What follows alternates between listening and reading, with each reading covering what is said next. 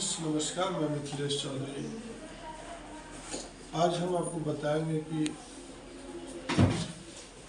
जो भी सप्लायर है उनके साथ आपका पेमेंट का जो है एक शेड्यूल फिक्स करिए।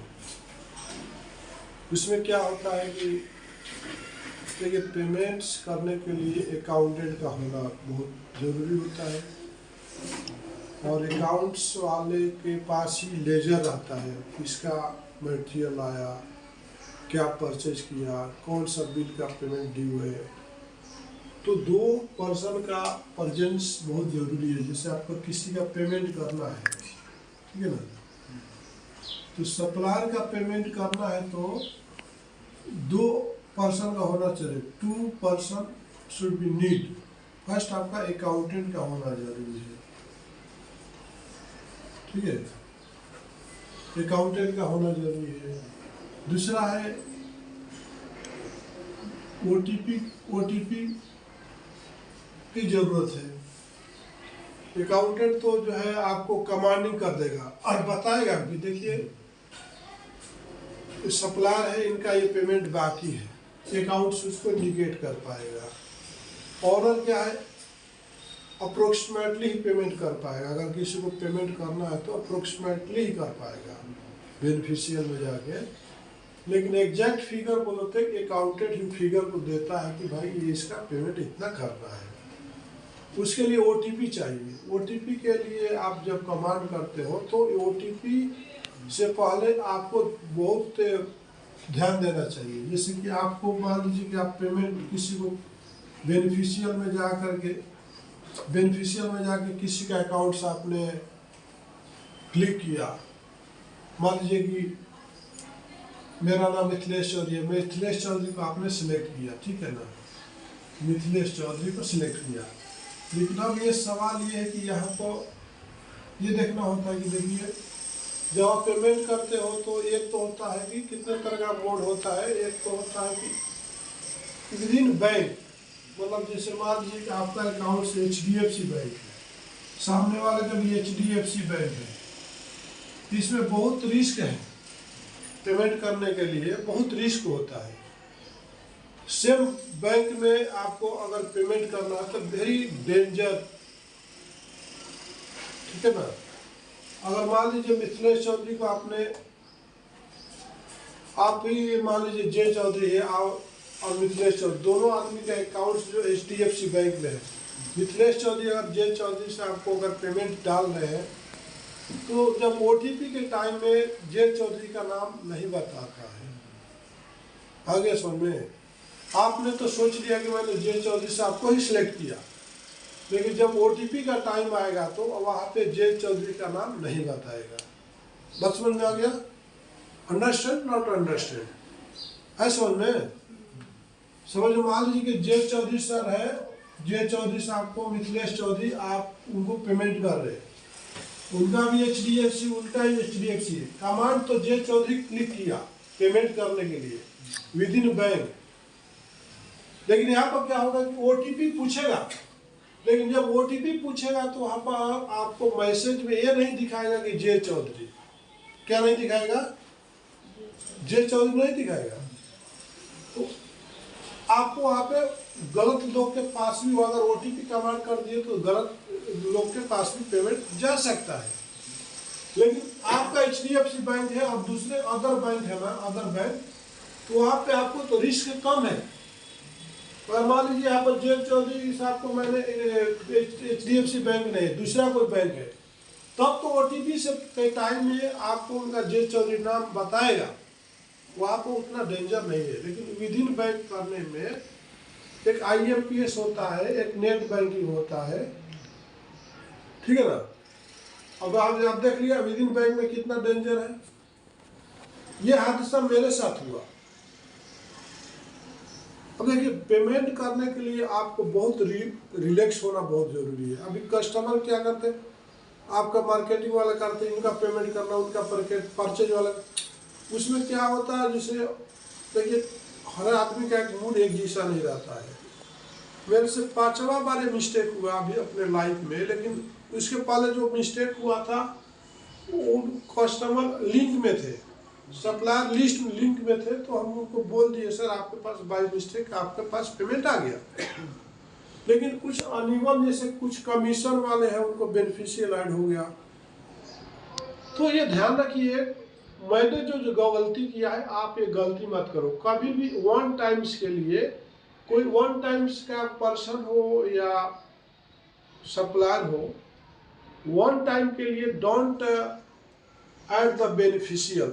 एक टाइम पेमेंट के लिए किसी का भी पर्सन हो या फर्म हो उसका बेनिफिशियल ऐड मत करिए, इसको सेफ्टी रखना बहुत जरूरी। वन टाइम में आप गूगल से जाकर पेमेंट कर दीजिए, वहाँ पर भी बैंकिंग डिटेल रहता है, पेमेंट कर सकते हो, ठीक है।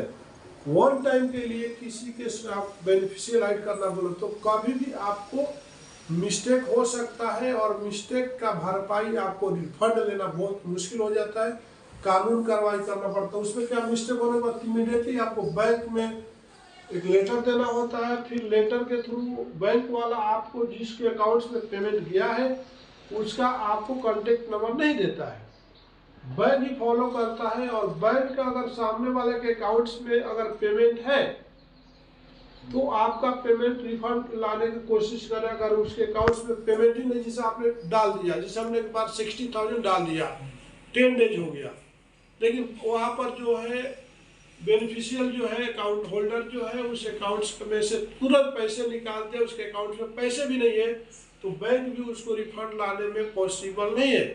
तो उसके लिए फिर आपको कानूनी कार्रवाई करनी पड़ती है, लीगली आपको पुलिस स्टेशन में जाके कंप्लेंट दर्ज करना पड़ता है, फिर पुलिस वाला जाके बैंक में पूछता है, और इससे फिर उधर वाला पुलिस जाके कुछ बैंक में जाता है, तो वहाँ से उसका गर्दन पकड़ता है, फिर पैसे कलेक्ट होता है प्लांटी के साथ वो भी। तो इतना प्रोसेस में जाने से अच्छा है कि आप अपना सेफ्टी रखिए। इसलिए आज संध्याप्लेक्स ने आपको एक बहुत ही अच्छा शेड्यूल बनाया कि एवरी सैटरडे किसी का भी पेमेंट करता है तो only for one day for payment of the supply. तो उसमें क्या होगा, एक वन डे में किसका किसका शेड्यूल है, किसका किसका ड्यू हो रहा है, तो उसके हिसाब से हम लोग अकाउंटेंट के साथ बैठ करके एक लिस्ट आउट बना लेंगे फ्राइडे तक, किसको किसको पेमेंट देना जरूरी है। अपना अकॉर्डिंग टू फंड्स के हिसाब से उस सारे लोगों को सैटरडे को पेमेंट कर देंगे। तो हर दिन पेमेंट का शेड्यूल रखने से मिस्टेक भी होता है, डिस्टर्ब भी होता है, वर्क भी डिस्टर्ब होता है, और सबको कॉल भी आना शुरू होता है। आपके कंपनी बिजनेस भले 10 दिन के लिए बंद हो जाए, कोई सप्लायर ये चीज़ को एग्री नहीं करा तो उसको छोड़ दीजिए, लेकिन आप परचेज देखते हो या वो अकाउंट्स देखते हो तो हर दिन आपको पेमेंट के लिए कॉल नहीं आना चाहिए। आपको कॉल बोल दीजिए कि एवरी हमको फ्राइडे को रिमाइंड करो सर, हमारे बैंक में हमारे स्टेटमेंट देखिए। बिजनेस में क्या होता है, हम भी आपसे लिया परचेज किया, लेकिन सामने सेल किया, परचेज किया, इनको दे दिया, इनको हमने दे दिया और ये हमको भी देना, तो हमारे पास फंड्स रहता। अगर फंड्स ही नहीं है तो आपको पेमेंट के लिए हम देने में पॉसिबल नहीं है। इसलिए हमें हर एक कस्टमर को एक दिन शेड्यूल बनाइए कि हर दिन एक दिन शेड्यूल, डेली नहीं, वीकली वंस एक शेड्यूल बनाइए, और जिससे जिसे पेमेंट आना है उसको रिमाइंड कीजिए। बाकी मेल के थ्रू एवरीडे मैसेज के थ्रू रिमाइंड कर सकते हैं।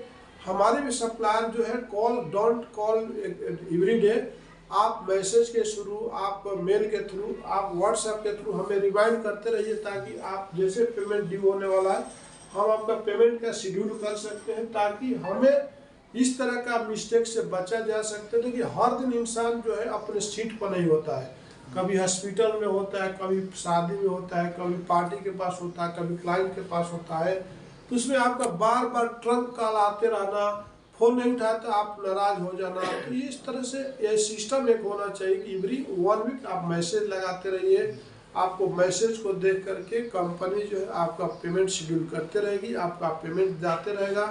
बिजनेस में आपको उतार चढ़ाव आते रहेगा। देखिए अगर किसी कस्टमर से आपको रिलेशन है, 4 साल से काम कर रहे या 5 साल से कर रहे, तो देखिए उसमें थोड़ा बहुत ऊंच नीच होता है पेमेंट के लिए, लेकिन वन टाइम कोई बिजनेस कर रहा है उसमें आपको रिस्क है, वो तुरंत उसको एक्टिव होकर उसका पेमेंट कलेक्ट कर लेना चाहिए। और दूसरा क्या है कि आप देखिए डोंट गिव द क्रेडिट। आप जिसको आप जानते नहीं हो, कोई रेफरेंस नहीं है, तो आपको क्रेडिट नहीं देना चाहिए। ऐसा हमारे साथ बहुत सारा केस हो चुका है। जैसे कि आपका काकीनाडा में हमारा 3 साल हो गया पैसे फंसा हुआ, आने का नाम नहीं ले रहा। एक कंपनी, कौन सा कंपनी थी, हाईग्रे कंपनी है, उसके पास हमारा 1.7 लाख तक पैसे है। और एक केसर इंफ्रास्ट्रक्चर बोल के हैदराबाद में है, उसके पास 4 साल से मेरा जो है 4 लाख रुपया ड्यू है, अभी तक ना रिप्लाई देता है। और इसके बाद यशस्वी इंटरप्राइजेज वाइब्रेटिंग स्क्रीन बिल्डिंग लेता था, उसका 3-4 साल हो गया, वो भी नहीं दे रहा। और हमारे स्टाफ एक विश्व समुद्रा बोल के हमसे पीवीसी रंग्स लिया, लेकिन वो जब भी फोन करे तो कल करके आज वो पेमेंट नहीं कर रहा है। तो इसके बाद आपका और बहुत सारे, जैसे ये द मेंटेनेंस बोल के झारखंड से था, इलास्टोमेरिक बेरिंग लेता था, आज तक पेमेंट नहीं दिया, 4 साल हो गया। इसके बाद आपको बताता हूँ, एक और झारखंड में मेरा होश लेता था, पेमेंट नहीं दिया। तो मतलब इस तरह से हमारे पास देखा जाए तो कस्टमर का लिस्टों में आप देखोगे तो आप जो है ना, इसको एक गर्दन में चिकना नहीं देगा, हैंग करना पड़ेगा। जितने आप बिजनेस में मतलब मात खा चुके हो, उतने लॉस खा चुके हो, इसलिए आपको पेमेंट देखिए, कोई डोंट गिव द क्रेडिट। पहला नंबर बिजनेस का पॉलिसी होना चाहिए, मुकेश अंबानी का एक थॉट है, डोंट गिव द क्रेडिट। अगर क्रेडिट आप दे रहे हो तो इसका मतलब आपका चाहे किराना दुकान हो, चाहे बड़ा बिजनेस हो या छोटा बिजनेस हो, उस पर लॉक होने से कोई भी नहीं बचा सकता है। So please schedule the payment only 1 day, Saturday और संध्या प्लेक्स। नमस्कार, धन्यवाद।